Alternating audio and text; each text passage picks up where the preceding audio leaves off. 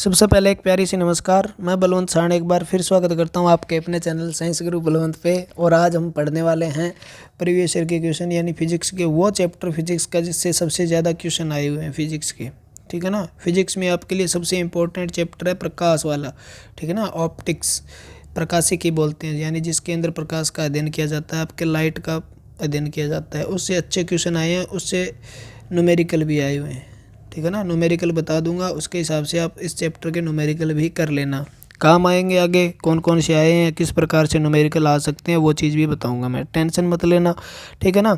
और ये जो किस चैप्टर है ना, पूरा अच्छे तरीके से कर लो। ये दो चैप्टर हैं, एक इलेक्ट्रिसिटी और एक प्रकाश वाला, जिसके अंदर क्या होगा सबसे ज़्यादा क्वेश्चन रिपीट हुए HSSC के अंदर। ठीक है ना। बाकी ज़्यादातर बायोलॉजी के सबसे ज़्यादा क्वेश्चन आते हैं। फिजिक्स से आपके जो चैप्टर हैं, मैंने 2 वीडियो बनाई है और एक ये वीडियो और एक और वीडियो आएगी, उसमें सारे फिजिक्स के क्वेश्चन कंप्लीट हो जाएंगे। ठीक है ना। आज तक जो HSSC के अंदर आए हुए हैं, यानी देख लो आप कितने क्वेश्चन हैं। ठीक है। तो स्टार्ट करते हैं। जैसे हर क्वेश्चन के नीचे दिया होगा आपको। ठीक है। पढ़ना ज़रूरी है और पढ़ोगे तो कामयाब हो जाओगे जल्दी से जल्दी। भगवान से मैं तो ये प्रार्थना करता हूँ, जो मेरे से पढ़ते हैं और कहीं से भी पढ़ते हैं, अच्छे से पढ़ते हैं ना, वो स्टूडेंट सारे कामयाब हों, कहीं ना कहीं नौकरी लग जाए, उनकी अच्छी नौकरी लगे, ऑफिसर बन के आओ और मिठाई के डब्बे के साथ सर हम लग गए। तो स्टार्ट करते हैं।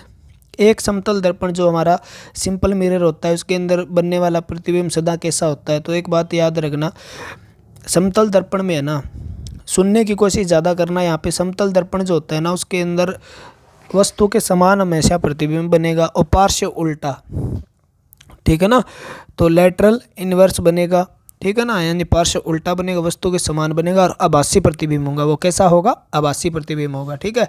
यानी वर्चुअल इमेज होगी, वो आभासी प्रतिबिंब होगा। याद रखना। अगर हमें ये क्वेश्चन पूछ ले भाई, हमें एक पूरा अपना चित्र देखने के लिए कम से कम समतल दर्पण कितनी लंबाई का लेना होगा, तो हमें हमसे आधी लंबाई का लेना होगा। ठीक है।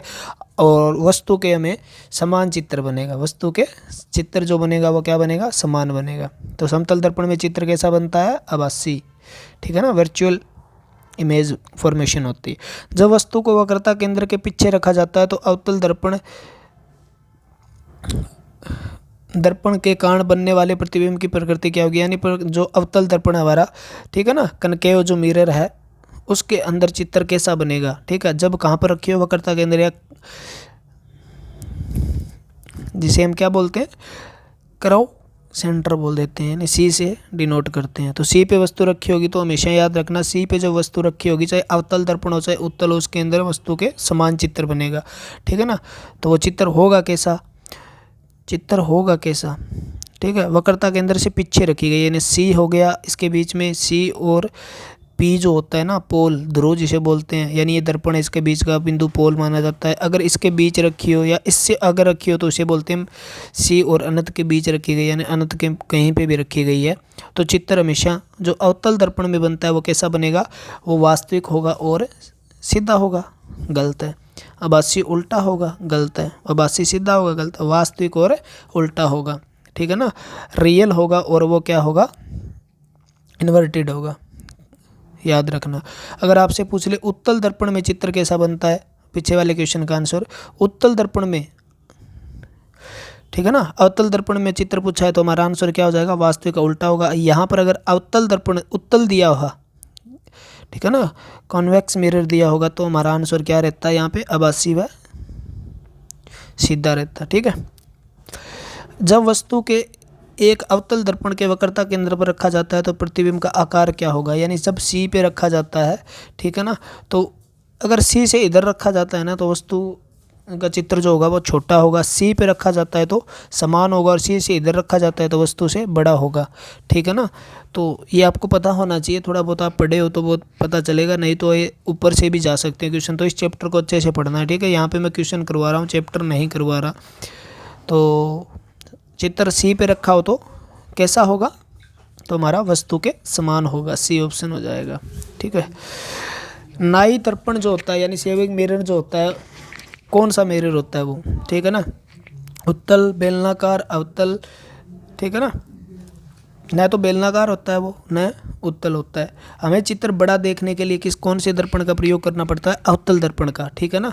आपसे क्वेश्चन पूछ लिया जाए अवतल दर्पण और कहाँ प्रयोग होता है, तो नाई वाले में तो हो गया, ठीक है। और कहाँ प्रयोग होता है, तो इस बात को भी याद रखो आप।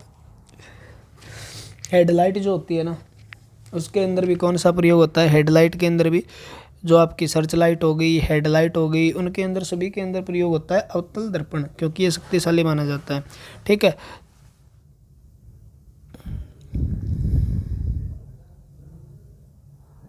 क्लियर हो जाएगी बात क्या? तो इसका आंसर क्या रह जाएगा, अवतल दर्पण, ठीक है। एक अवतल दर्पण द्वारा बना एक प्रतिबिंब आभासी सीधा वस्तु के बड़ा होता है तो वह वस्तु का स्थान कहाँ पर होगा, ये बात पूछ रहा है, ठीक है ना। सी पे रखते हैं तो क्या होगा, समान होगा, सी पे रखते हैं तो समान होगा। और ये कह रहा वस्तु से बड़ा होगा, तो यानी सी से इधर रखी गई है वो, ठीक है। तो आपका आंसर क्या होगा, फोकल लंबाई और वक्रता केंद्र के बीच में, ठीक है। गलत है, क्योंकि अवतल दर्पण में चित्र जो बनता है वो क्या बनता है, वास्तविक बनता है, ठीक है, और उल्टा बनता है। लेकिन इसने एक बात यहाँ पर थोड़ा सा ध्यान देना होगा, अवतल दर्पण पर चित्र एक जो कंडीशन होती है उसके अंदर क्या बनता है, आभासी और सीधा बनता है। तो वो कब बनता है, जब वस्तु कहाँ पर रखी गई हो, एफ हो गया आपने जानता होगे, और ये पी हो गया। पी कहाँ पर माना जाता है, जो लेंस रखा गया है उस पर पोल ध्रुव, यानी इसके बीच में अगर वस्तु रख दी जाए ना तो चित्र क्या बन जाएगा, आभासी और सीधा बन जाएगा, ठीक है। और यहाँ पर वस्तु रखी गई है तो बड़ा होगा ही होगा। तो हमारा आंसर क्या रहेगा, ध्रुव और मुख्य फोकस दूरी के, ठीक है, के बीच रखा गया, तो इसका ऑप्शन हो जाएगा डी। अगला क्वेश्चन हमारा, एक गोलाकार दर्पण के पतले गोलाकार लेंस दोनों की ही फोकल लंबाई पॉजिटिव 25 सेंटीमीटर है तो दर्पण और लेंस होने की संभावना क्या होगी, ठीक है। क्यों, एक बात याद रखना, जब भी हम ये वाली दूरी लेते हैं ना तो ये नेगेटिव लेते हैं, और इधर वाली दूरी लेनी हो तो पॉजिटिव लेते हैं, ठीक है। तो ऐसा कब होता है, फोकल लंबाई अगर पॉजिटिव ले रहे हैं तो इधर वाली लंबाई ले रहे हैं, यानी ये पॉजिटिव ले रहा है, तो इधर वाली फोकस दूरी किस में ली जाती है, तो वो उत्तल में ली जाती है। किस में ली जाती है, उत्तल। चाहे वो उत्तल लेंस हो चाहे दर्पण हो, तो उसके जो पावर होगी वो क्या होगी, पॉजिटिव होगी, यानी जो पावर होगी पॉजिटिव होगी, यानी फोकल लंबाई अगर पॉजिटिव है तो वो कौन सा होगा, उत्तल लेंस और उत्तल दर्पण होगा। तो याद रखना, अगर यहाँ पर ये कह दिया जाए नेगेटिव 25 होती तो हमारा उत्तर क्या हो जाता, अवतल दर्पण व अवतल लेंस हो जाता, ठीक है ना। तो यहाँ पर आपका ऑप्शन होगा दोनों उत्तल होंगे, बी ऑप्शन हो जाएगा।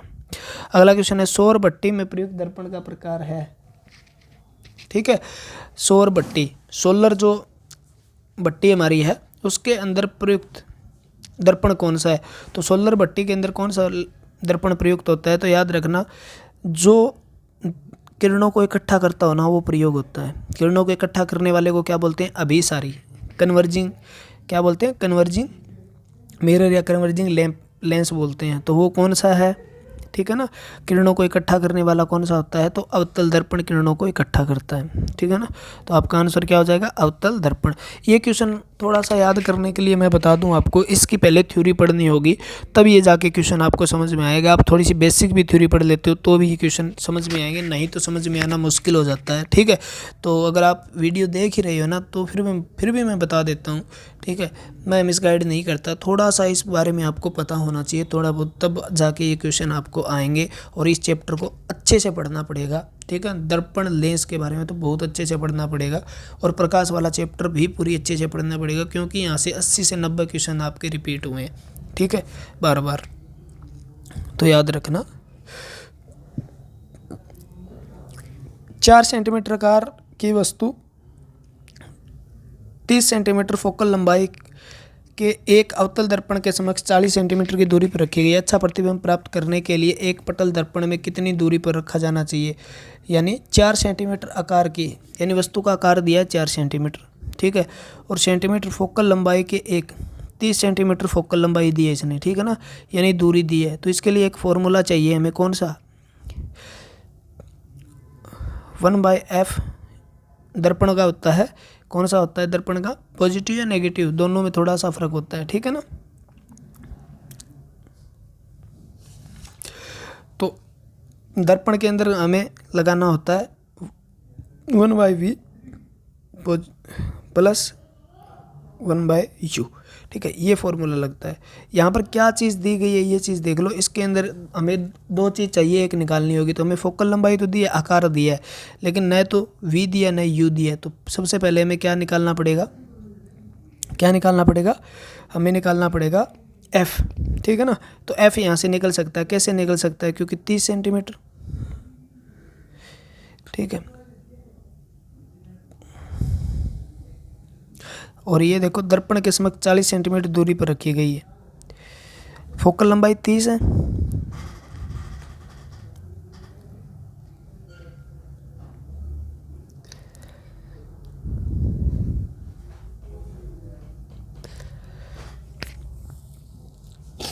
तो इसके अंदर आप फॉर्मूले के अंदर पुट कर देना और थोड़ा सा ध्यान रखना, ठीक है ना। अवतल दर्पण दिया तो यहाँ फोकल लंबाई नेगेटिव लेनी पड़ेगी, नेगेटिव का साइन करके आप इसको रखोगे तो अपने आप निकल जाएगा, ठीक है। तो उत्तर क्या आ जाए, दर्पण के समक्ष 120 सेंटीमीटर। बाकी ये क्वेश्चन ऐसे मैं यहाँ पर करवाऊंगा तो कुछ समझ में नहीं आएगा, टाइम खराब करने वाली बात है, ठीक है ना, कन्फ्यूज हो जाओगे। इस चैप्टर को आप अच्छी तरीके से देख लेना और इसके फार्मूले ज़्यादा नहीं है, दो फार्मूले याद कर लेना, ठीक है। लेंस के चक्कर में आपको क्या लेना है, 1/f equal 1/u plus 1/v plus 1/u ये लेना है। और अगर यहाँ पर वो लेंस दे दे तब लेंस में ये लेना है। बस ये दो फार्मूले याद कर लोगे तो भी आपके सारे न्यूमेरिकल हो जाएंगे प्रकाश वाले चैप्टर से, ठीक है। लेंस के चक्कर में माइनस लेना होता है यहाँ पे बस। किसका अपवर्तनांक अधिक है, बर्फ का, मानिक का, केरोसिन का, खनिज नमक का, ठीक है ना। जो बर्फ का जो होता है वो कितना होता है, ठीक है, बर्फ का होता है 1.31, ठीक है। केरोसिन का होता है 1.44 और खनिज नमक का होता है 1.54 और रूबी जो मनिक होती है ना उसका होता है 1.71, ठीक है। तो इनमें से सबका ज़्यादा कौन से का हो जाएगा, मनिक जिसे हम रूबी बोलते हैं उसका सबसे ज़्यादा हो जाएगा, ठीक है ना। और सबसे ज़्यादा आपसे पूछ ले तो हीरा डायमंड जो होता है उसका होता है 2.42, ठीक है ना। यानी जिसके अंदर प्रकाश की चाल जितनी क्या होगी, कम होगी, उतना ही उसका क्या होगा, अपवर्तनांक ज़्यादा होगा, यानी रिफ्लेक्टिव इंडेक्स जो होते हैं ना वो क्या होगा, उसका ज़्यादा होगा। नेत्रों के अनुकूल शक्ति सामान्य आयु बढ़ने के साथ घट जाती है, यह विचार क्या कहलाता है, निकट दृष्टि दोष, जरा दूर दृष्टि दोष, दृष्टि वैषम्य और जरा दृष्टि दोष, ठीक है ना। तो कौन सा आंसर हो जाएगा, जरा दृष्टि दोष। जरा दृष्टि दोष होता है ना उसके अंदर क्या होता है,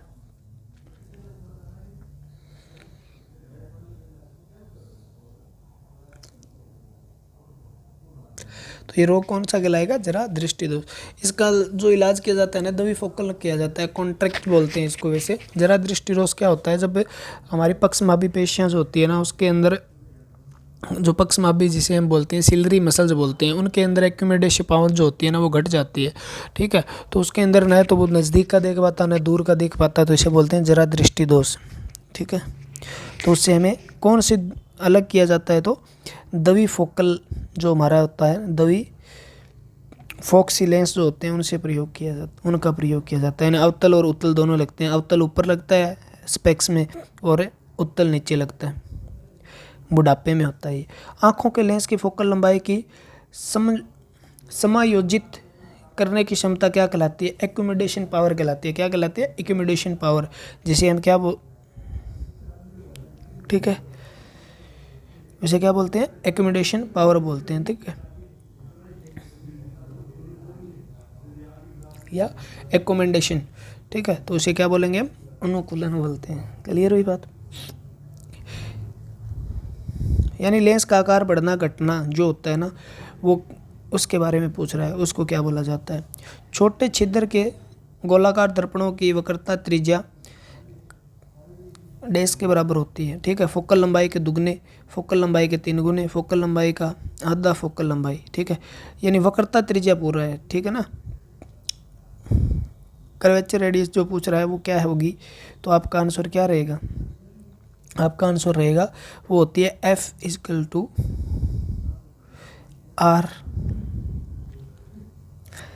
R/2, ठीक है ना। इसको इधर लेके जाएंगे तो 2F = R हो गया। तो ये क्या होती है, त्रिज्या, रेडियस जो होती है, ठीक है ना। तो एक फोकल लंबाई के दुगनी होती है।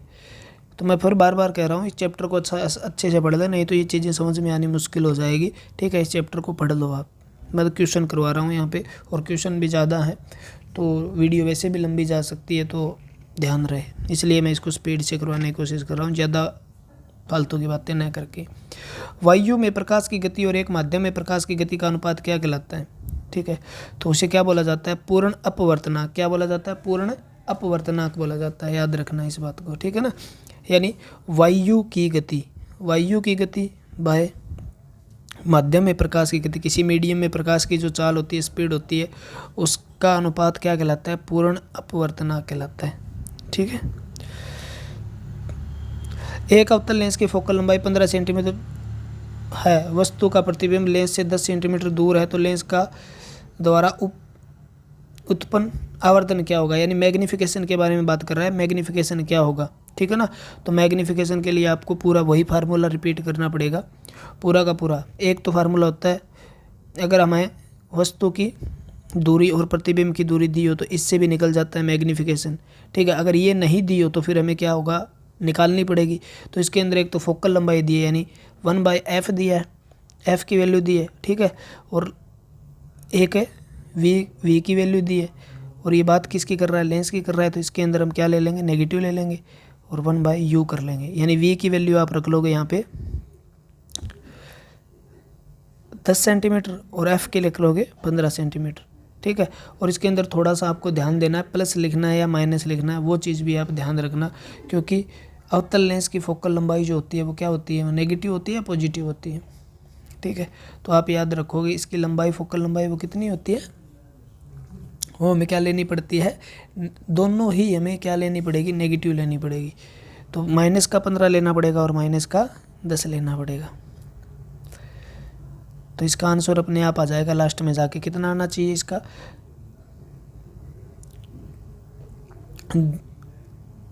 0.33, ठीक है ना, पॉजिटिव का आएगा। अनंत और ध्रुव P के बीच में, ठीक है, P के बीच में रखी वस्तु का उत्तल दर्पण में बना प्रतिबिंब क्या होगा? अनंत है। और ध्रुव P के बीच में रखी हुई P और अनंत के बीच में रखी है, ठीक है ना। वो पता नहीं कहाँ पे रखी है, F पे रखी है या C पे रखी है, कहाँ पे रखी है। तो वो चित्र कैसा होगा? उत्तल दर्पण की बात करें, उत्तल दर्पण में यह चित्र बनता है आभासी और सीधा, आभासी और सीधा, ठीक है ना, वर्चुअल और इन्वर्टेड।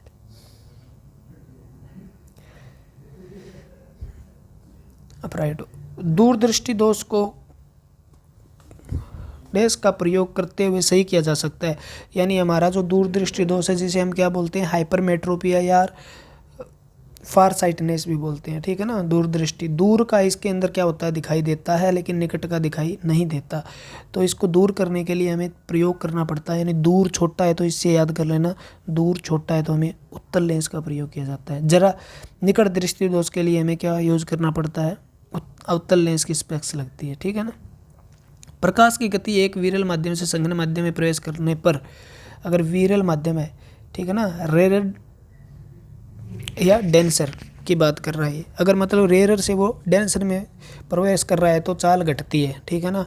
अगर वो उल्टा देता, सघन माध्यम से विरल माध्यम है तो चाल बढ़ जाती है। तो चाल क्या होगी? प्रकाश की चाल घट जाएगी, क्योंकि निर्वात में सबसे ज़्यादा होती है प्रकाश की चाल। उत्तल लेंस प्रकाश की किरणों को फैलाता है, प्रकाश की किरणों को चमकदार बनाता है, ठीक है ना। प्रकाश की किरणों को दृश्यमान बनाते हैं, प्रकाश की किरणों को एक साथ लाते हैं, ठीक है। ये बात याद रखना है एक बात। उत्तल लेंस होता है ना, उसे क्या बोलते हैं? कन्वर्जिंग लेंस बोलते हैं, यानी अभिसारी लेंस कहा जाता है। क्या कहा जाता है? अभिसारी। यानी वो क्या करता है? एक साथ लाता है, यानी इकट्ठा करता है, ठीक है। और अवतल की बात करें तो वो फैलाता है, अवतल की बात करें तो फैलाता है। अगर यहाँ पर अवतल लेंस दिया होता तो ए ऑप्शन आ जाता, और उत्तल दिया है तो आपका डी ऑप्शन आ जाएगा, क्योंकि डाइवर्जिंग लेंस किसे कहा जाता है? अवतल लेंस को कहा जाता है, यानी अपसारी लेंस। आकाश नीला रंग प्रकट होने का कारण संबंधित प्रकाश की परिघटना है, यानी जो नीला दिखाई देता है ना हमें, वो किसके कारण होता है? तो हमारा स्काई जो होता है ब्लू कलर का दिखाई देने का कारण क्या है? तो व्यतिकरण नहीं होता, ठीक है ना, अपवर्तन नहीं होता, परावर्तन नहीं होता, प्रकीर्णन होता है, ठीक है ना। स्कैटरिंग बोलते हैं इसे, स्कैटरिंग, ठीक है। परावर्तन का मतलब किसी प्रकाश किसी भी सतह से टकरा कर वापस उसी दिशा में चला जाना परावर्तन कहलाता है। अपवर्तन किसी भी एक माध्यम से दूसरे माध्यम से प्रकाश जब घुसता है ना, तो वो क्या हो जाता है? अपनी थोड़ा सा टेढ़ा हो जाता है, ठीक है ना। अपनी जो किरणें होती है उसकी टेढ़ी हो जाती है, तो उसे क्या बोलते हैं? हम अपवर्तन बोलते हैं, ठीक है, याद कर लेना। और प्रकीर्णन क्या होता है, देखो प्रकीर्णन होता है कोई छोटे छोटे बिंदु होते हैं, मतलब धूल के कण हो गए आसमान में, तो उससे टकराएगा तो प्रकाश की किरणें चारों ओर फैल जाएगी और हमें प्रकाश कैसा नजर आता है, नीला दिखाई देता है। निम्नलिखित 4 शब्दों में 3 किसी प्रारूप के एक समान है और चौथा भिन्न है, विषम, यानी 4 जो है उनमें से एक भिन्न चुनना है हमें, ठीक है ना। आइरिस, प्यूपिल, कॉर्निया, मेडुला, ठीक है ना। प्यूपिल जो होता है, पुतली जो होती है, इसे बोलते हो आप पुतली, ठीक है ना, आँख से रिलेटेड है। आइरिस भी आँखों का रंग किसके कारण होता है, आइरिस के कारण होता है। प्यूपिल क्या करती है, प्रकाश का प्रवेश निर्धारित करती है, आँखों में कितना जाएगा। कॉर्निया जो दान किया जाता है, ये पारदर्शी भाग होता है, आगे वाला स्क्लेरा के आगे वाला पारदर्शी भाग होता है, ठीक है ना, आइरिस के ऊपर, तो वो कॉर्निया, तो ये आँखों के भाग है। मेडुला भिन्न है। ट्रोकोमा के द्वारा कौन सी अंतरिका प्रभावित होती है, कौन सी अंतरिका प्रभावित होती है, तो यकृत प्रभावित होता है, नहीं। मस्तिष्क नहीं, इनमें से कोई नहीं भी नहीं आ सकता, क्योंकि नेत्र यानी आईज हमारी आंखें प्रभावित होती है। ट्रोकोमा एक जीवाणु से होने वाला रोग है जो आंखों से संबंधित, आंखें लाल लाल हो जाती है इसमें। प्रकाशीय तंतु ऑप्टिकल फाइबर जो होता है ना, ठीक है, वो किस पर आधारित है, व्यतिकरण, विवर्तन, विक्षेपण, पूर्ण आंतरिक परावर्तन, तो टोटल इंटरनल रिफ्लेक्शन जो होता है उस पर आधारित होता है, ठीक है। यानी चीज़ें हमें चमकती हुई नज़र आती है ना, कोई चमकती हुई नज़र आती है तो वो क्या होता है, प्रकाश के पूर्ण आंतरिक परावर्तन। जैसे हीरा हमें चमकता नजर आता है पूर्ण आंतरिक परावर्तन के कारण, ठीक है ना। कोई मतलब कांच का टुकड़ा या मृग मृच्छिका जिसे बोलते हैं, मिराज हम बोलते हैं, वो भी पूर्ण आंतरिक परावर्तन के कारण, तो ये क्या होता है, उसके कारण चमकती हुई नजर आती है, तो ऑप्टिकल फाइबर, ठीक है। निकट दृष्टि दोष के लिए किस लेंस का प्रयोग किया जाता है, उत्तल का,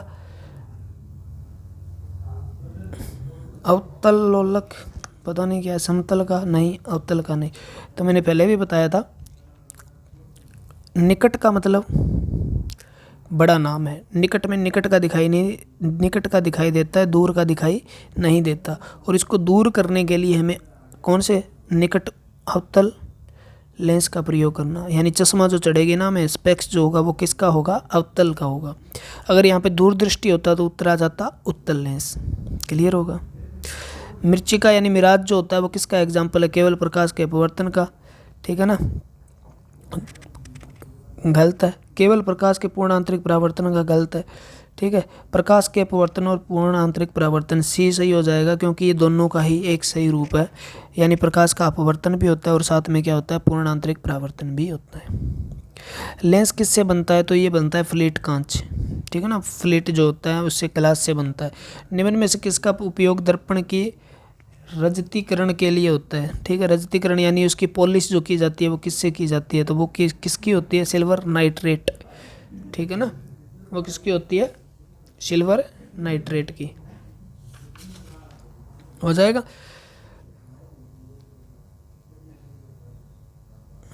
जो इसके पीछे परत चढ़ी होती है ना, ये पर्दे जो हमें प्रतिबिंब देखने के लिए कोट किया होता है, पीछे आपने देखा होगा भूरा भूरा रंग का होता होगा, कोई भी आपने दर्पण यानी शीशा घर में देखा होगा, ठीक है, तो वो किससे परत होती है, वो सिल्वर नाइट्रेट की होती है।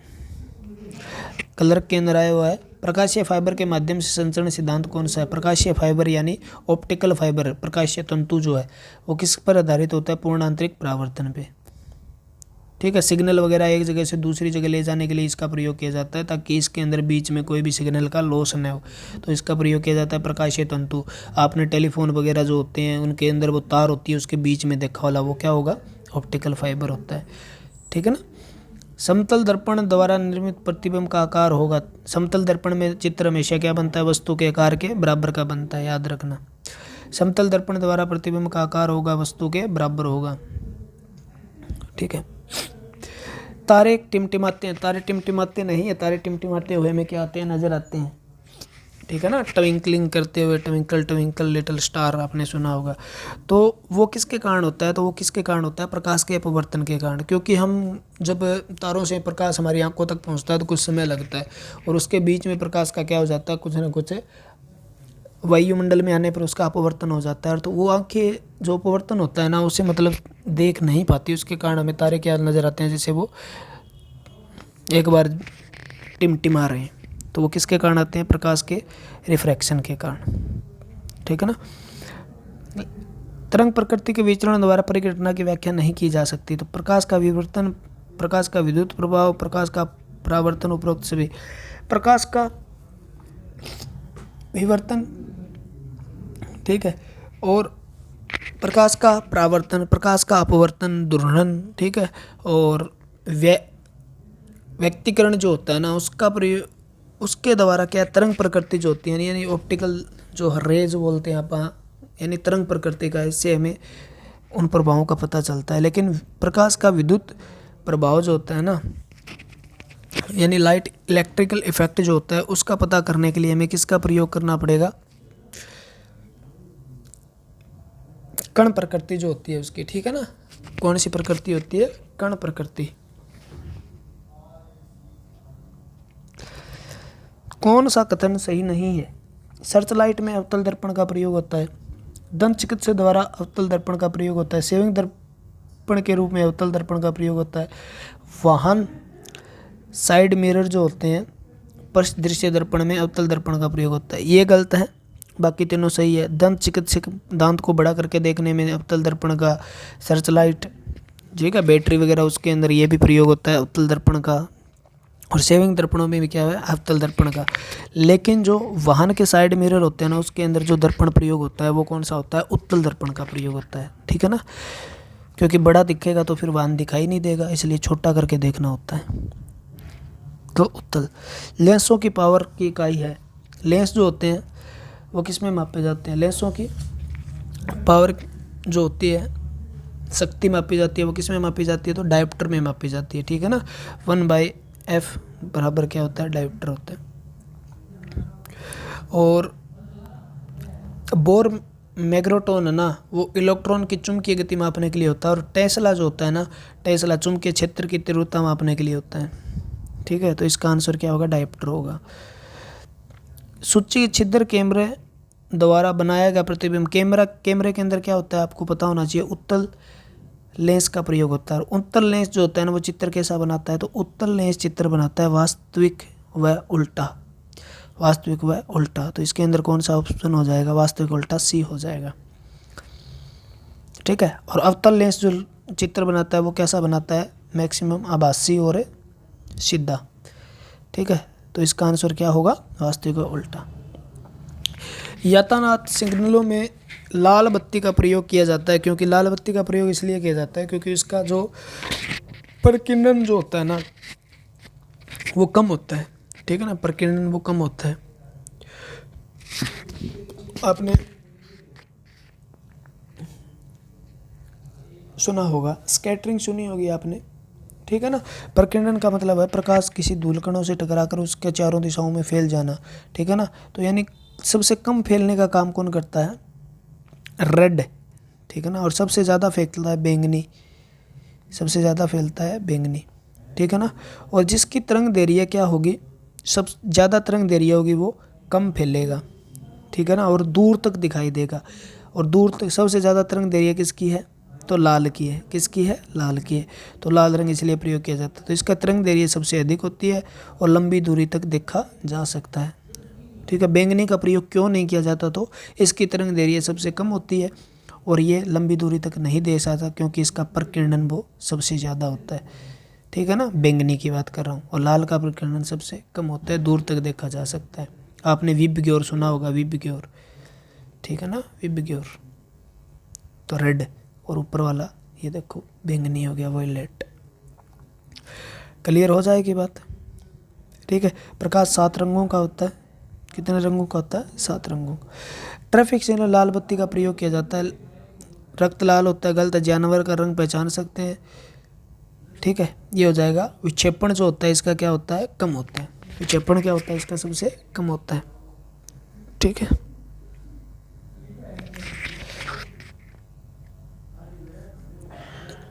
प्रकाशीय तंतु आ गया। पूर्ण आंतरिक परावर्तन पहले भी और दोबारा 3 बार रिपीट हो चुका है ये क्वेश्चन। आकाश नीला रंग प्रकट होने का कारण क्या है? तो प्रकीर्णन, स्कैटरिंग है, ठीक है ना। यदि किसी व्यक्ति को अपना पूरा साया यानी पूरा चित्र देखना है तो आकार का प्रतिबिंब देखना है तो निम्न कौन सा आईना प्रयोग करेगा, तो वो कौन सा करेगा। अगर अपना पूरा चित्र देखना है तो आप समतल दर्पण का प्रयोग करोगे। किस प्रयोग करोगे, समतल दर्पण का। ठीक है। आकाश नीले का प्रतीत होता है, एक बार फिर क्वेश्चन आ गया प्रकाश के प्रकीर्णन के कारण। ठीक है, आकाश नीले रंग का, एक बार फिर क्वेश्चन आ गया, देख लो, प्रकाश का प्रकीर्णन ऑप्शन होगा इसका। अगर जलाशय 2 मीटर गहरा प्रतीत होता है तो इसकी वास्तविक लंबाई क्या है, तो वास्तविक लंबाई निकालने के लिए हमें क्या होगा, जल का अपवर्तनांक पता होना चाहिए, जो होता है 1.33 होता है। ठीक है ना। और वास्तविक लंबाई जो होती है ना, वास्तविक गहराई बराबर किसके है, जो कौन सी गहराई प्रतीत हो रही है हमें,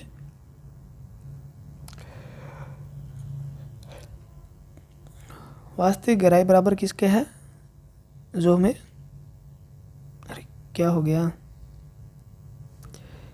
इसका फार्मूला होता है आभासी गहराई बराबर है वास्तविक गहराई बटे में जल का अपवर्तनांक, क्योंकि जलाशय दिया ना तो जल का अपवर्तनांक पता होना चाहिए। ठीक है। और जल का अपवर्तनांक 1.33 होता है और आभासी लंबाई कितनी दी है इसने, 2। ठीक है ना। तो इसको इससे गुणा करेंगे तो आंसर आ जाएगा आपका, तो वो आ जाएगा ए। किसी प्रिज्म प्रकाश का प्रक्षेपण किया जाता है, ठीक है ना, तो क्या होगा,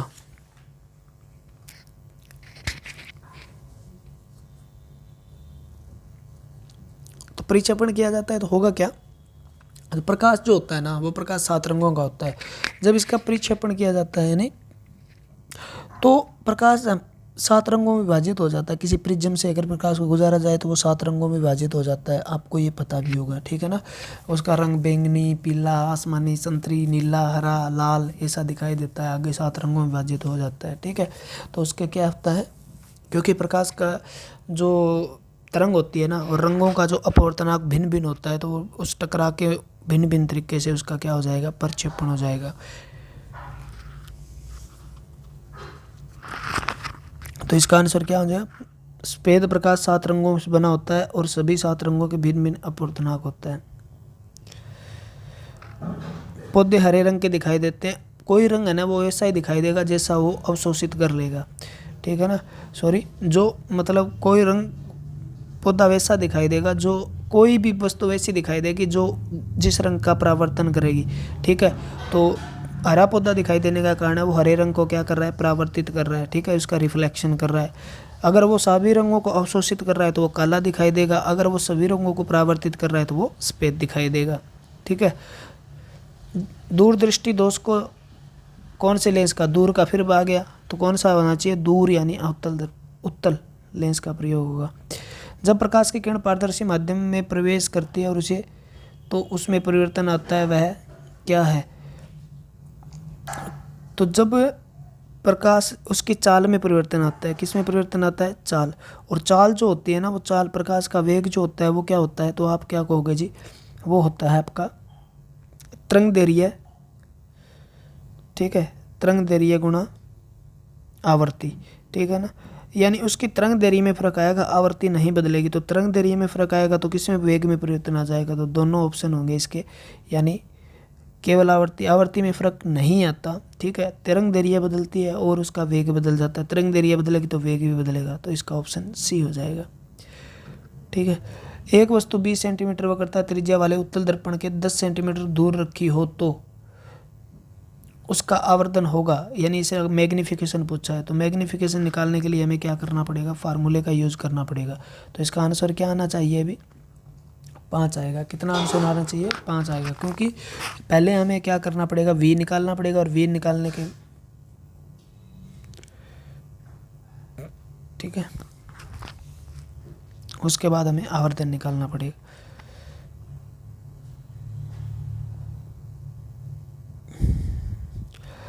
जब प्रकाश एक भिन्न माध्यम से प्रवेश करते हैं तो उसमें मुड़ता है तो वह क्या कहलाता है, तो जब किसी भी दूसरे माध्यम में प्रकाश प्रवेश करता है तो वो क्या कहता है, रिफ्रैक्शन कहलाता है, यानी अपवर्तन कहलाता है। एक आवर्धन लेंस यानी मैग्नीफिंग ग्लास जो है एक प्रकार का लेंस होता है। ठीक है ना।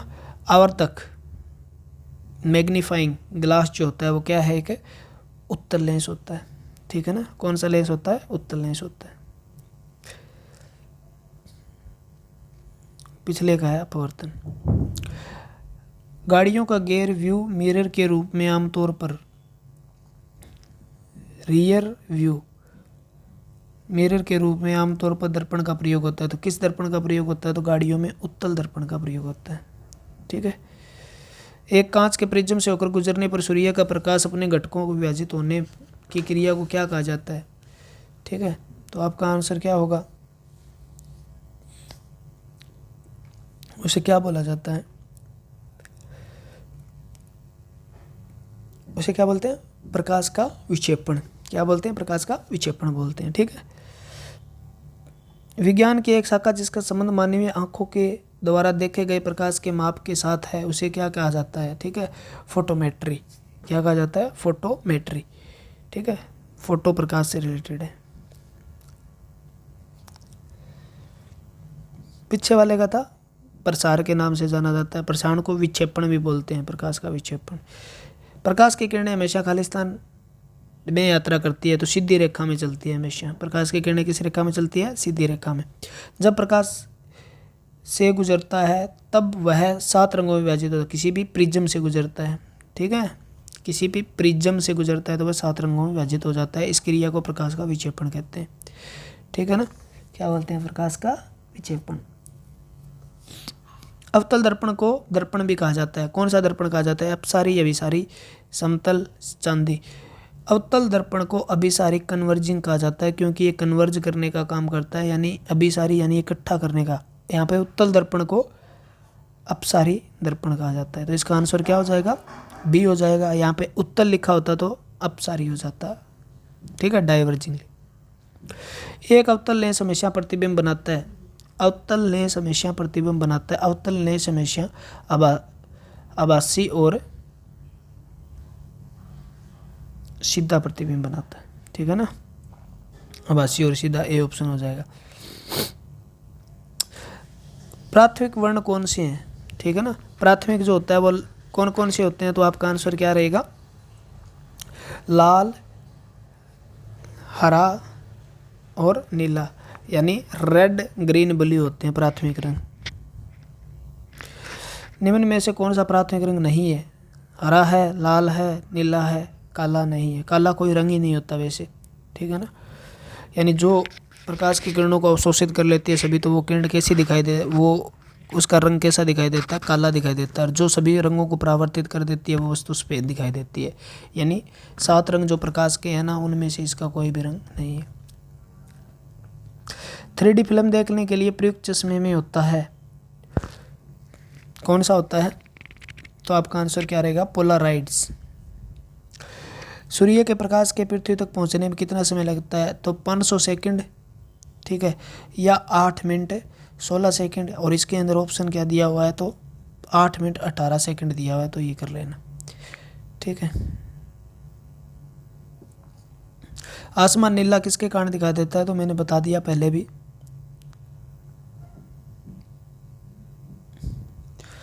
फोटो इलेक्ट्रॉन निकलते हैं जब, फोटो इलेक्ट्रॉन कब निकलते हैं?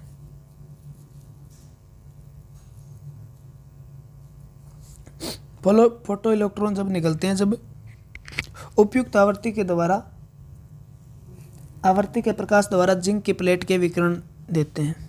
ठीक है ना, सी ऑप्शन हो जाएगा। तो ये प्रीवियस ईयर के क्वेश्चन है, मैं जल्दी से करवा रहा हूँ ताकि टाइम कम लगे। आपका पेपर नज़दीक आया हुआ है, इनको अच्छे से समझने के लिए हमें कुछ टाइम अधिक चाहिए। ठीक है, और ये चीज़ें ऐसे समझ में नहीं आ सकती। ठीक है, इसको अच्छे से बोर्ड पे समझाया जाए तभी समझ में आता है। और कहीं से भी आप पढ़ सकते हो इस चैप्टर को, मैं कहता हूँ अच्छे से पढ़ लो तभी ये क्वेश्चन हो पाएंगे। लेकिन इस चैप्टर को समझने के बाद कुछ भी नहीं है। फिजिक्स का सबसे आसान चैप्टर है वो है प्रकाश वाला, जिससे आसान कोई भी चैप्टर नहीं है फिजिक्स के अंदर। इंद्रधनुष, ठीक है ना, इंद्रधनुष रेनबो जो होता है उसके मध्य में कौन सा रंग होता है? तो उसके मध्य में हरा रंग होता है, याद रखना, हरा रंग।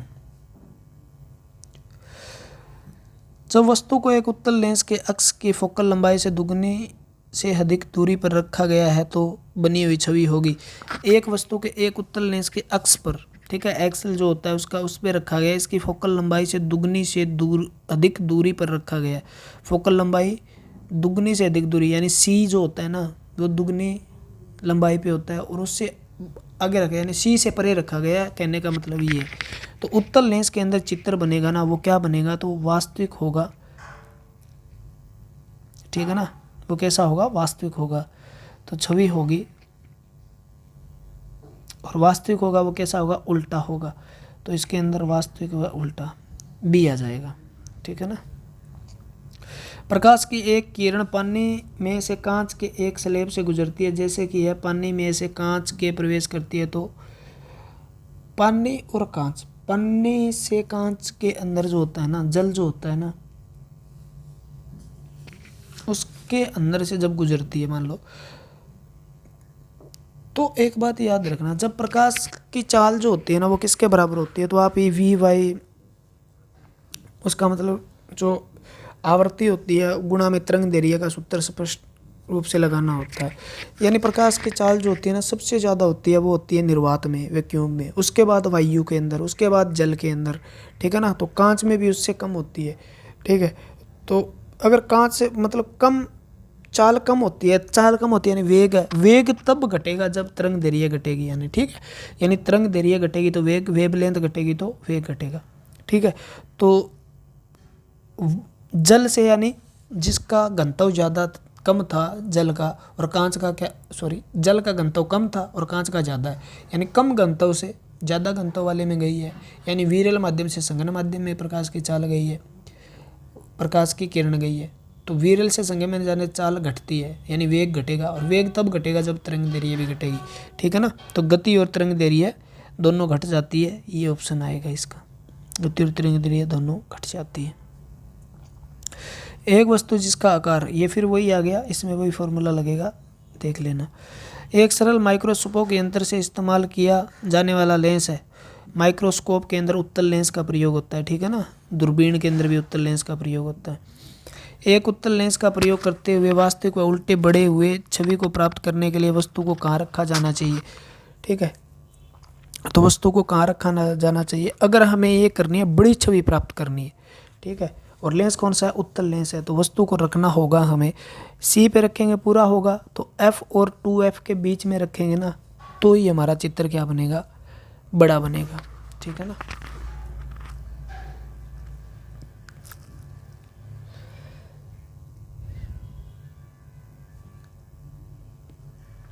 ठीक है, ऑप्शन दिया देखो F और 2F के बीच में।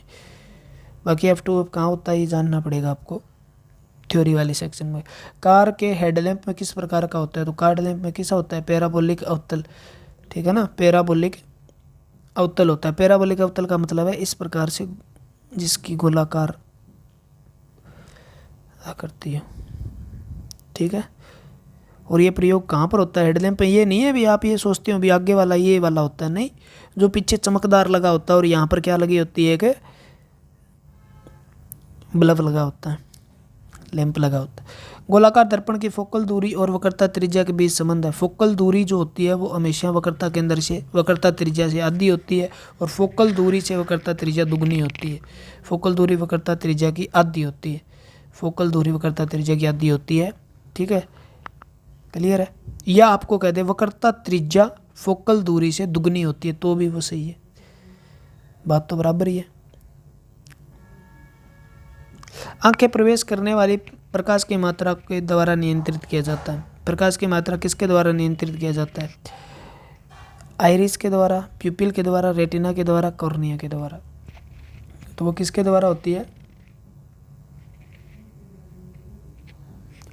प्यूपिल जो होता है ना, प्यूपिल एक छिद्र होता है आइरिस के बीच में, और आइरिस इस प्रकार से इसके चारों ओर लगा होता है, यानी ये आइरिस है, ये भी इस पे डिपेंड करेगी ना, किस पे डिपेंड करेगी, आइरिस पे। और ये आँख वाला चैप्टर अच्छे से पढ़ लेना, इससे भी अच्छे क्वेश्चन आते हैं, ठीक है ना। तो आइरिस के द्वारा, और रंग आँखों का रंग किसके कारण होता है, आइरिस के कारण होता है, ठीक है। और आइरिस का रंग जो होता है वो मेलानिन पिगमेंट के कारण होता है। एक विद्युत विभव के अंतरकलकीय किरणों, ठीक है। अगला क्वेश्चन, अगले चैप्टर के क्वेश्चन आ गए, तो ये अगले हम क्या करेंगे, किस में करेंगे, अगले लेक्चर में करेंगे, ठीक है। तो याद रखना अगला लेक्चर फिर होगा इलेक्ट्रिसिटी का, इलेक्ट्रिसिटी के सारे क्वेश्चन करेंगे जो जो आए हुए हैं। तो इससे आपको ये पता चलता है, प्रीवियस ईयर क्वेश्चन करने से आपको मैं ये डिटेल नहीं बता रहा हूँ, ये पूरा चैप्टर आपको पढ़ना पड़ेगा। मैंने इसलिए मतलब ऑप्शन में हर पेपर में ऑप्शन करवा देता हूँ, जब भी करवाता हूँ तो ऑप्शन चारों और बता देता हूँ। यहाँ से चारों बताने का कारण ये था क्योंकि एक दूसरे पर अटेंड है, ये चैप्टर कुछ भी नहीं है, ठीक है ना। मतलब 2 घंटे का चैप्टर है, 2 घंटे में सारे डाउट क्लियर हो जाएंगे। लेंस और दर्पण तो कुछ है ही नहीं, ठीक है ना, समझने वाला है। तो इस चैप्टर को अच्छे से पढ़ लो, आप कहीं से भी पढ़ लो, चाहे इस चैप्टर को अच्छे से पढ़ लो। एक इलेक्ट्रिसिटी वाला है ना, उसको भी अच्छे से पढ़ लो, ठीक है ना। सबसे ज़्यादा क्वेश्चन जो रिपीट हुए हैं यहाँ से हुए, और न्यूमेरिकल कुछ भी नहीं है, वो न्यूमेरिकल नहीं है, 3rd क्लास के न्यूमेरिकल होते हैं, किसके, फिजिक्स के, ठीक है। तो न्यूमेरिकल के भड़काओ में मत आना, आप न्यूमेरिकल वाली HSSC के लिए वीडियो देखना शुरू कर दो। एक क्वेश्चन आ भी गया तो उसके लिए आप न्यूमेरिकल, फिजिक्स के बहुत ज़्यादा न्यूमेरिकल होते हैं, ये वही कर सकता है जिसके बाद +1 2 के अंदर फिजिक्स थी, ठीक है ना। लेकिन ये लेंस वाले और उत्तल वाले न्यूमेरिकल है ना, जिसको न्यूमेरिकल बोलते हैं, न्यूमेरिकल है ही नहीं वास्तव में, ठीक है ना। ये एक ही फॉर्मूले पे हैं, सारे के सारे एक फॉर्मूले से सारा कुछ क्लियर हो जाता है अगर आप अच्छे से लेक्चर लगाते हो तो, ठीक है ना। जो मेरा स्टूडेंट रहा है उसे तो पता होगा, क्लियर है बात, ठीक है। तो देखते रहिए, मुस्कुराते रहिए, पढ़ते रहिए। जय हिंद, जय भारत।